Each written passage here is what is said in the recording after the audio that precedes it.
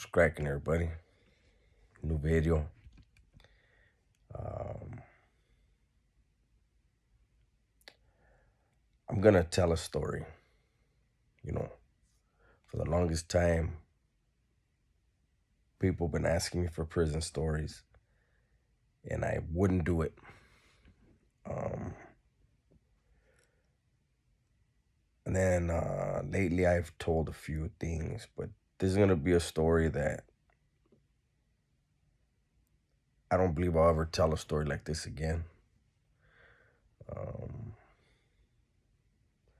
as I record it, I don't even know if I'm gonna publish it.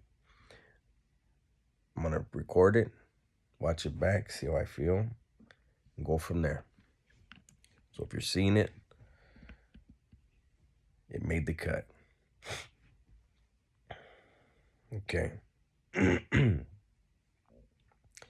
I was in the SHU. I was getting out of the SHU in 1997, Pelican Bay. I was in C4. Prior to getting out of the SHU, you have to be seen by committee, right? I was seen by committee, and I was put up for transfer. So I knew where I was going to be going. Right after I went to committee, went to the law library. Back then, it's different. Well, it was different the last time I was. It's different, but back then it used to be when you went to the law library, you went with everybody in your building. You had people sitting across from you, catty corner to you, all that. It was a place of communication, right? A place to be seen and heard.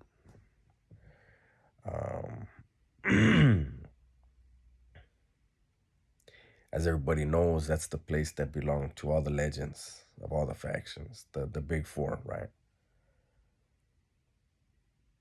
Well, like I said, after going to committee, I went to law library, and one of those legendary individuals, you guys know I don't say the names of those guys, especially. I don't say, the name of their thing, nothing. Hell no. We all know who they are.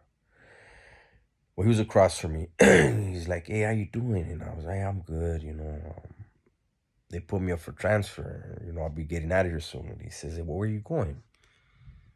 And I told him, "I'm gonna be going to Tehachapi." And he got this shine in his eyes.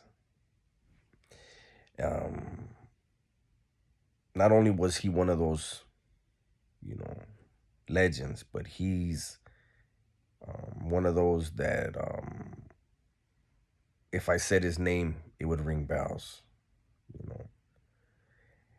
And I told him they're sending me to Tehachapi, and he got that little glimmer in his eye. And he said, your homeboy went there, right?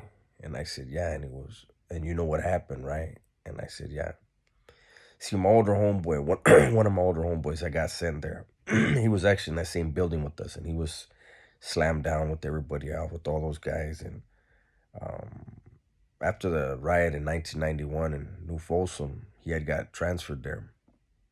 He had got sent to Tehachapi. And as soon as he was able to hit yard, he killed somebody right there in the middle of the yard. See, for the longest time, California didn't have a protective custody place. The only thing that they had that was close to, or what that was New Folsom A facility, right? Other than that, they didn't have it. But they always had Tehachapi, which was referred to as Tallahatchie for a few years, right? And there were dudes there that were wanted highly, but it was crazy. You could say that was the beginnings of 50-50 art. They would send hardcore dudes over there and mix them in, try to mix them in with the guys that they were out to get. And sure enough, there would be murders. But the cool thing was the cops were killing people left and right. The cops in Tehachapi were extremely treacherous. So what had happened was in 1997, the CDC decided that they were going to flip Tehachapi into a full-blown mainline, right? And they were also going to open up some of the buildings to make the Tehachapi SHU, which they opened in 1998. Okay. So, knowing that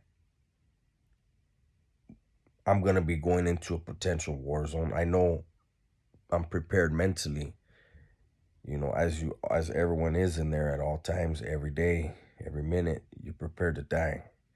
But when you know you're going into something like that, it heightens everything. So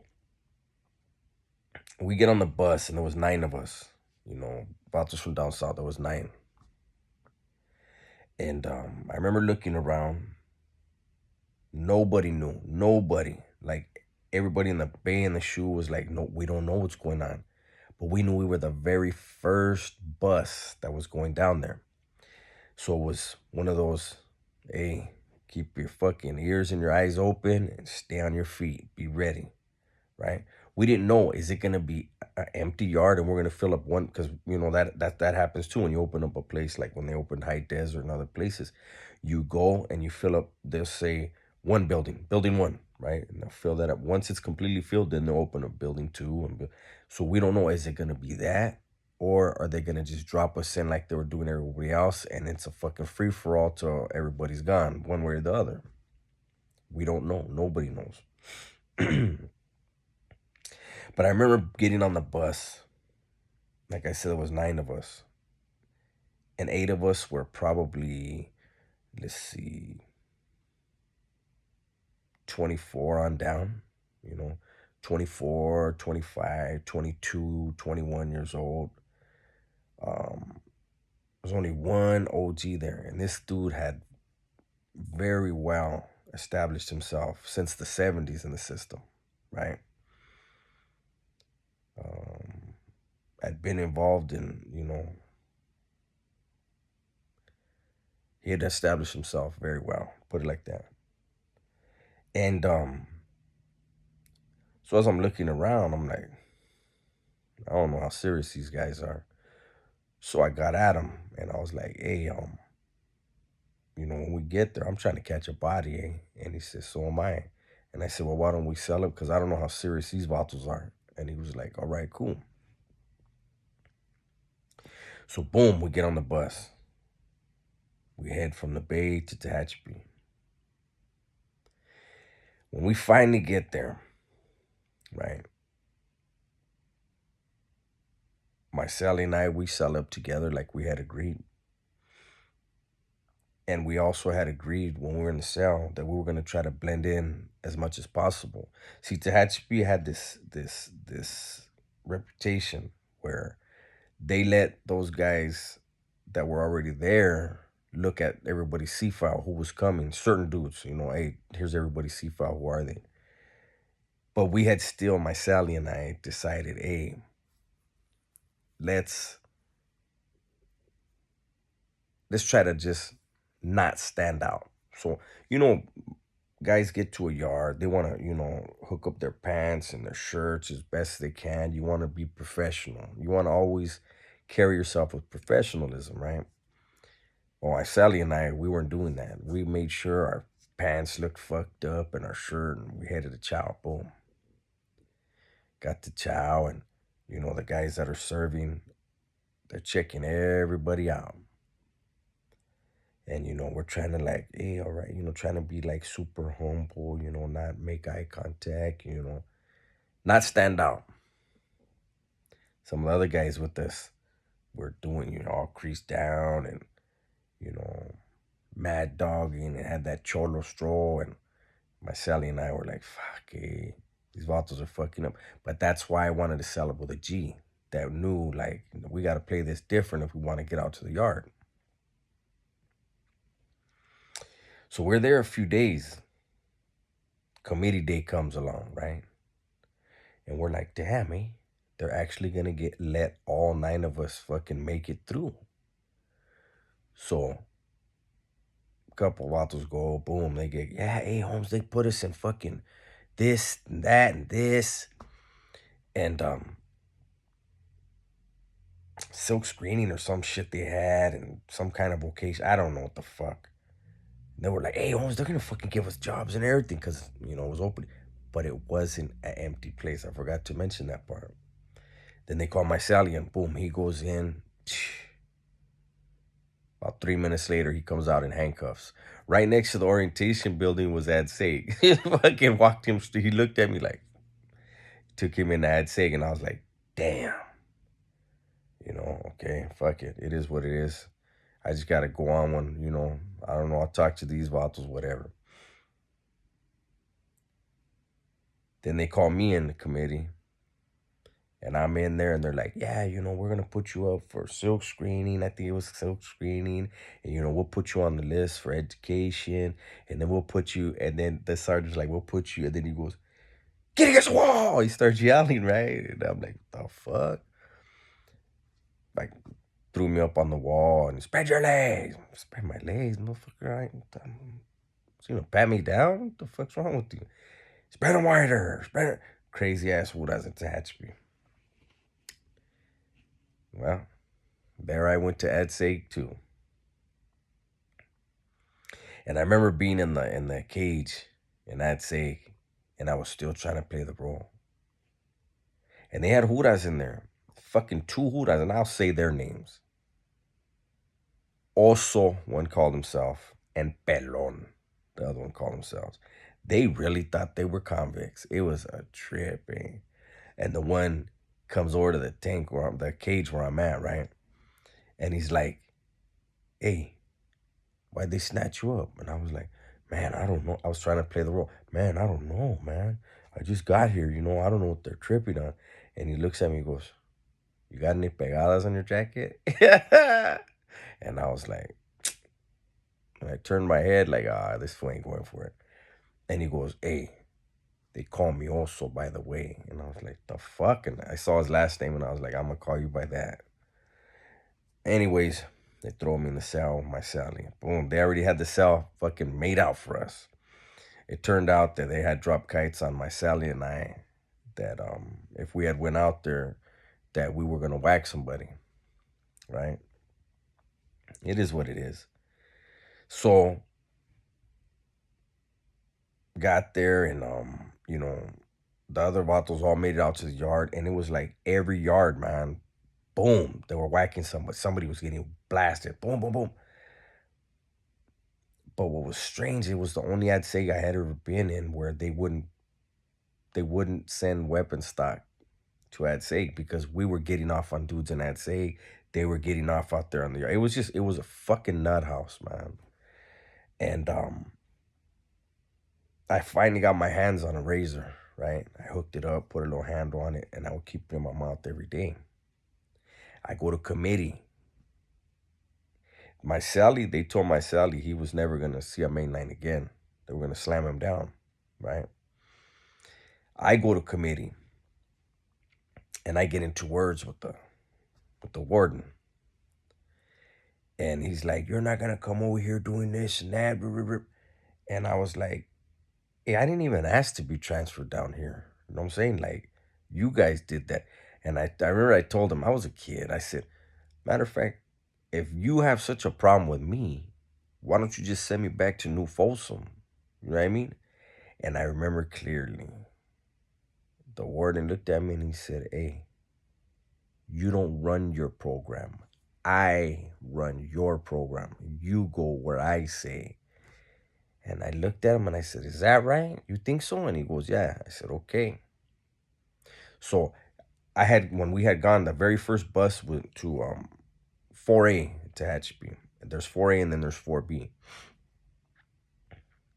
And I forgot to tell you, every week after we got there, every week another bus came. Boom, from High Desert, Pelican Bay, New Folsom, Salinas Valley. Every week, boom, a bus came and the yard would go down. Bus would come, yard would go down. Bus would come, yard. It was fucking crazy. That's how treacherous the CDC was. That's how treacherous they are. They fucking are so good at manipulating men that are just trying to survive, and manipulating them to kill each other and not focus on who's actually puppeteering everything. It's a fucking cold world, man. But anyways, so the warden tells me, I'm transferring you from 4A to 4B. First bunk that opens, you're going. I was like, all right, cool. So the yard next, same prison, yard next door. Well, still down the way a little bit, but same thing. So I was like, all right. I go back and my cell. He goes, what'd they tell you? I said, he said I'm gonna go to 4B, and he's like, all right. So every day we were in C section, so we could see every bus that came in, and we would be able to know when Vatos got there because there was a time limit. You could be on that yard, and you had to get off before that time limit. So we would know, like, okay, this Vato landed at this time. You know what I mean? And you'd mark it on your shit. Keep it in mind. But we would also see. We used to call it the Freddy Krueger bus. Remember Nightmare on Elm Street, that one when there was the school bus and he's running his fucking razors along the seats and then ding, hitting the fucking, you'd see the top. Well, there was a little bus that looked like that Freddy Krueger bus, and it would pull up, and that was the bus that was going to take you to 4B. So every time that bus would pull in, I would see it, and boom, I put away my razor, right? Because regardless of whatever that curfew was, I was gonna make sure I came right back to the same cell with my cellie. You know what I mean? So, fucking who that shows up at my door? Boom! Let's go. And I was like, I told my cellie, I'll be right back. So I go to the door and I start to strip out, and he's like, nah, we don't have time for that. We gotta go. And I was like, oh fuck, this is even better. I cuff up. I go downstairs. They put me in the hallway, right? The door to our section is still open. They put me in the hallway. And the Hura also was in the tower. And the Hura tells me, stay right here. He has me in the little breezeway. If anybody's been into Hatchby, you know how tiny those little fucking breezeways are to get from section to section. Narrow ass fucking little walkway. And I'm next to the door, and I'm in the little walkway, but the door's open. And I look to see, who is he cuffing up? Who is he bringing with me? And it was a guy that it was a white dude that used to be a part of something, but no longer was, right? And he used to talk on the tier a lot. So when I saw it was him, I looked, and I stuck my head back in. I looked up at the tower, because where they walk is like plexiglass, real thick plexiglass. They can open certain areas and stick the rifle down there and shoot at us, but they can also see us. So I looked up, and also wasn't there, right? I said, cool. And I slid my left hand out of my cuffs. Wham. But I held the cuffs, and I knew as soon as this dude comes into this little fucking hallway with me, I'm on his ass. I'm gonna razor him up, right? So boom, game time. And then next thing I know, as soon as that fucking Hura, because what they do is they'll cuff people up, and then they pull out their baton and they hit the door above the door, bam! And then they call the cell number, right? And so the Hura hits, bam! And I was like, go time. And fucking also looks down, and he sees me, and he looks back at the Hura, and he goes, hey, uncuff that guy. I don't want him walking with this guy. And I was like, son of a bitch. Now I gotta fucking slide my fucking hand back. It's easier to get him off than on. So now I gotta fucking shove my hand back in the cuffs, right? So boom, I get it back in. That Hura walks me. It's just me and him. We walk to R&R. We go into R&R, and the Hura uncuffs me. And there's a wall, almost, it's about chest level, right? And there was a white inmate right there. I didn't recognize him at all. And then I looked in the tank, and there was dudes from the yard, and they were getting packages, right? So I'm looking to see, and they took my handcuffs off, and I'm standing there. And I looked at the white dude, right? He was the camera guy. He was gonna take your picture for the ID, right? We make eye contact. He's right next to me, like 2 feet away from me. And I looked at him, and I looked back in the tank. The guy's getting packages. I looked at the white guy again, and then I spit the razor in my hand, and I started drying it off.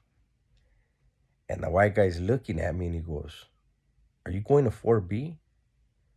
And I looked him dead in the eye, and I said, "Yeah, I'll be going to 4B in a second." And he looks at me cleaning the razor, and he goes, "All right." And he walked off. And I'm still trying to see, is there anybody in that tank that I know? And I don't recognize anybody. And then the Hura says, "Hey, I'm going to need you to step to the side and strip out." And I turned around and I looked. And there was a guy getting a package. And he turned to the side when he heard the Hura say that, right? And I recognized him. And it was somebody who had done a lot of really foul shit. I'm not going to say his name. But this dude had done a lot of foul ass shit, right? He was one of those guys where, you know, it is what it is, but he went the extra mile to get people slammed down. And, you know, he was just a really, really fucked up person. When I saw him, he didn't recognize me. And I saw him, like I said, from the side. I looked and I was like, "Oh, yeah." And I put the razor down by my thigh, and I told the Hura, because he walked past me where he wanted me to strip out, right? And I said, "Oh, well, you know what?" I said, "I got to talk to this cop over here, the one behind the counter, giving that guy his package." I said, "I need to ask him about my medication." And they both go, "Medication? What medication?" And the guy getting his package, I'll never forget, and he won't either. He had just pulled a jar of Folgers out, and he was putting it into his laundry bag, and he looked at me, and I was going straight towards him, but I was acting like I was looking at the Hura.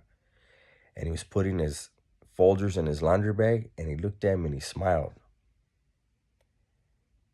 And it went down. I was on that boy, right? And the crazy thing was, I never knew how many cops can stand on one body. Man, every single cop that responded stood on a body part of mine. You know, I fit the criteria these guys been talking about, as far as I'm 5'7". You know what I mean? I'm not a big dude at all. How like 12 cops could find something to stand on is beyond me. But I'm going to tell you guys something.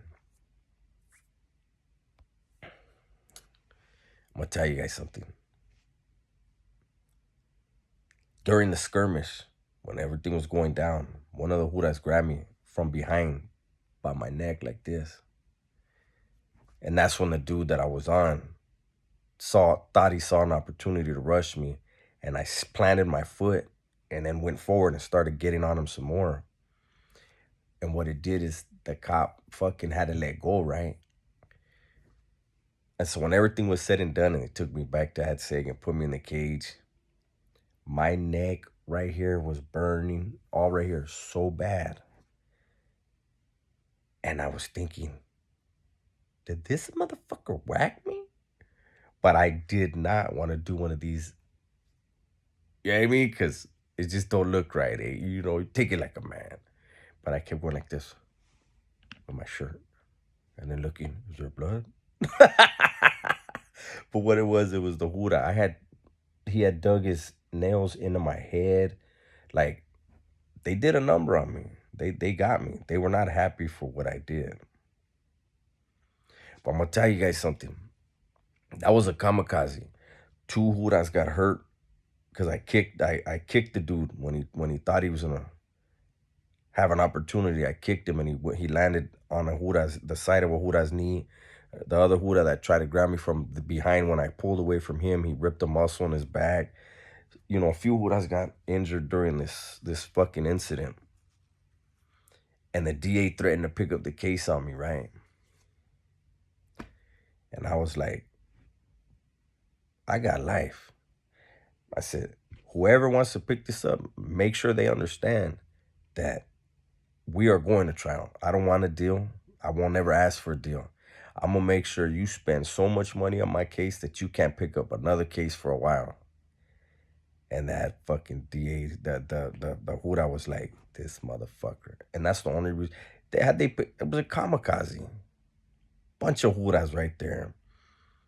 But that's one of those things where I would have never got out, or I would have had to have done at least another 10 before they would even look at thinking about letting me go. You know, prison, that's why I have a problem with this whole integration thing that the CDC is doing. You know, people on both sides of the fence, man, would like to go home. You know, business is going to be taken care of no matter what. But when you're placing men in situations like that, you know, like they did with the Hatch, they were sending dudes down there to get killed. They want people they wanted to kill, they would send down there to look for an opportunity because they knew they were going to get off, you know. And then you have men, they have to defend themselves, so they're going to get off. I don't know what the damn message in this video is. You guys figure it out and you guys let me know. But I know I want to end on this. When I went back to committee, I saw the warden and I told the warden, you don't run my fucking program. I do. And I sent me back to Pelican Bay.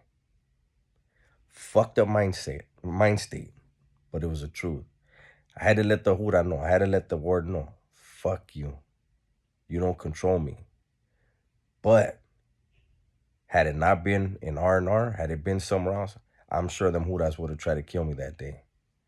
There's no rifles in R&R. That's how they were getting everybody, shooting them. So this is a long-ass video. I'll let you guys go. Be safe, be smart. Stay your ass out of jails. Stay your ass out of prison. Stay out of the streets. Tell the ones you love that you love them. I'm out.